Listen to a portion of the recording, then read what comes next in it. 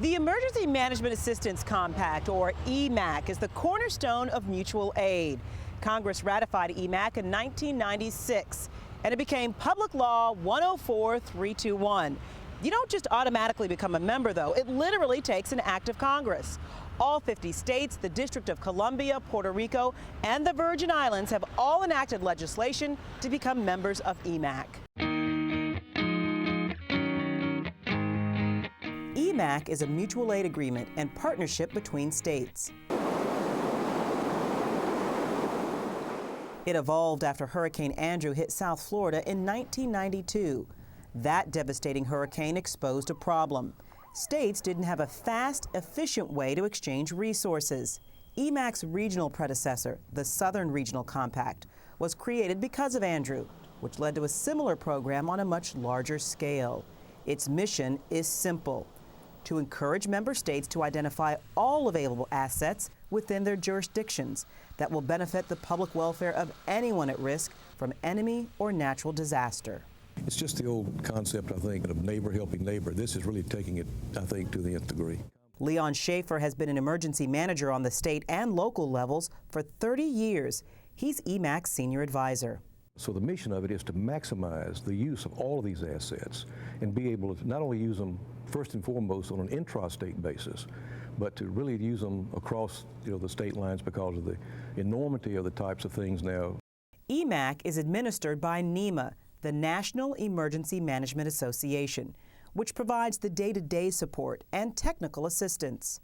During an emergency, NEMA staff and EMAC member states work together to make sure there's a smooth relay of information during relief efforts. This is how EMAC works. First, a governor declares a state of emergency, then EMAC is activated. The affected states request a team deployment. That team works with the state to determine the need. The A team helps figure out what it's going to cost and what resources are available. After states complete requisitions and cost negotiations, resources are then sent to affected states. Once the emergency is over, resources are demobilized. Finally, the responding state requests, then receives reimbursement. And then we ask that they train up and keep a cadre of at least 2 to 4 people on board all times who are completely capable of performing the responsibilities and duties of the advance team or the A team, either within their own state or to be deployed out of state if they happen to be called upon to do that particular function. During most major disasters, FEMA and EMAC work together to coordinate response. How does that happen? Yes, in a large-scale event, FEMA will notify the National Emergency Management Association and request an EMAC team. Those teams are qualified responders who are familiar with response operations. Based on the circumstances, as soon as the resources are received in the operation centers, then we'll blend those resources in with the federal resources to ensure that we have no gaps in the coverage, to coordinate activities, as well as to ensure that we don't have duplication of effort. Besides being a force multiplier, EMAC personnel assist FEMA's national coordination centers, regional coordination centers, and joint field offices. Nationally, EMAC works to address, correct, and promote interoperability issues between the states and the federal responders. Why is EMAC important to DHS and FEMA?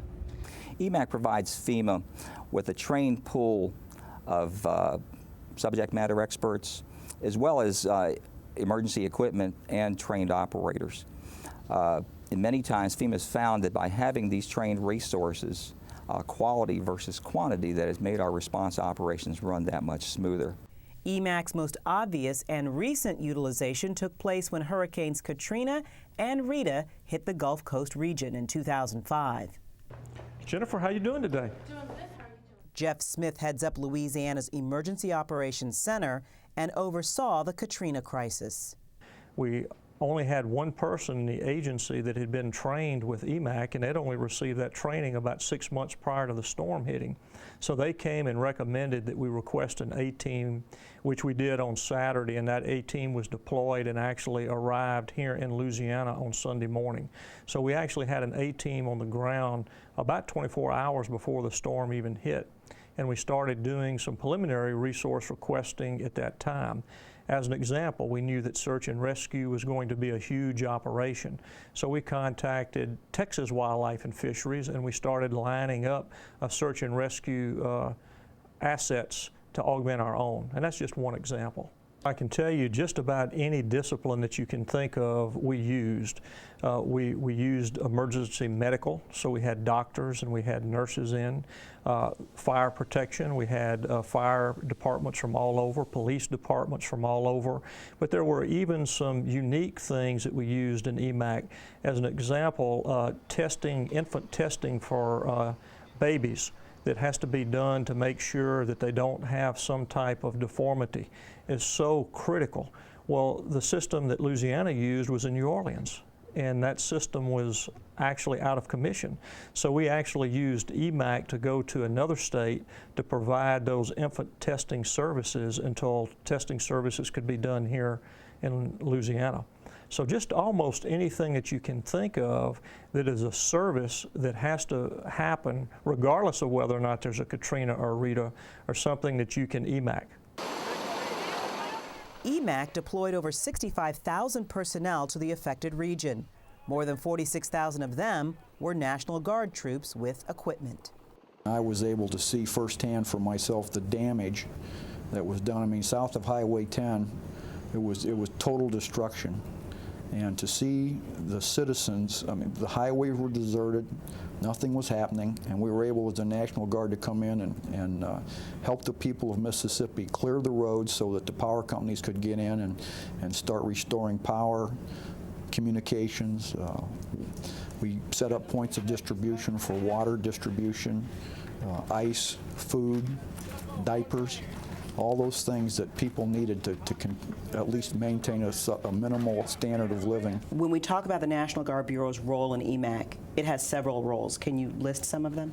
First and foremost, the National Guard Bureau works to leverage National Guard forces to bring necessary critical National Guard life-saving capabilities during a natural disaster or homeland defense emergency. Secondly, the National Guard Bureau is the federal focal point and coordination center to synchronize National Guard capabilities in order to save lives during a natural disaster or an emergency. Finally, National Guard Bureau plans, coordinates, and communicates with the interagency and our intergovernmental partners on the resources the National Guard Bureau is providing to bring life-saving capabilities in support of civil authorities during a homeland defense emergency or natural disaster. We live in every zip code in the country. We are in 3,200 communities. Because we are there, we do live there, we are part of the community, it's important that people recognize that we have the ability to respond and help our neighbors help themselves. It's all about relationships, and we are, like I said, in the communities. We have the ability to make the contacts on a day-to-day basis.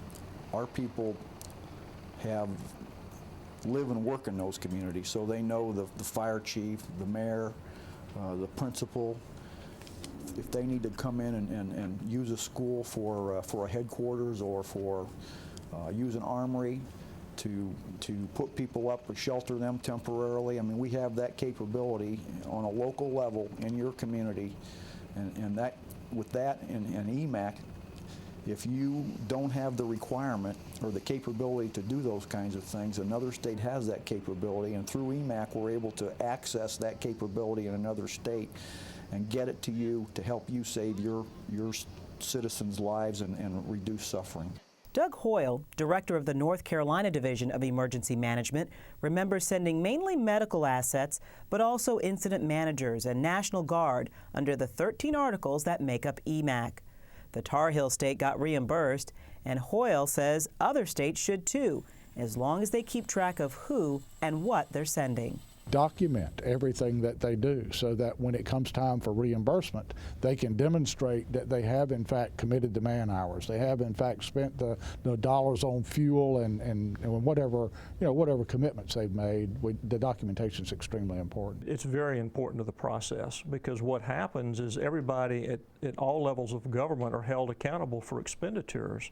So you have to have the required level of documentation to be able to reimburse. I feel comfortable if I send resources to another state that I know my resources are going to be compensated for in terms of payment of the manpower. They're going to be covered for liability.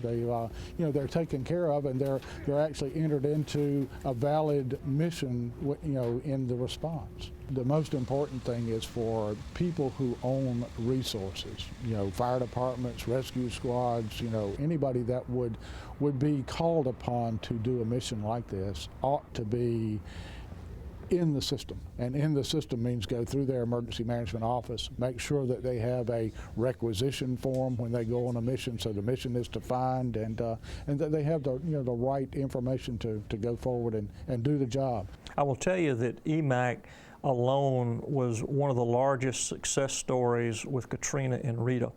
And the amount of resources that it brought to bear quickly is unparalleled. And you have to be ready to take advantage of that resource that's out there.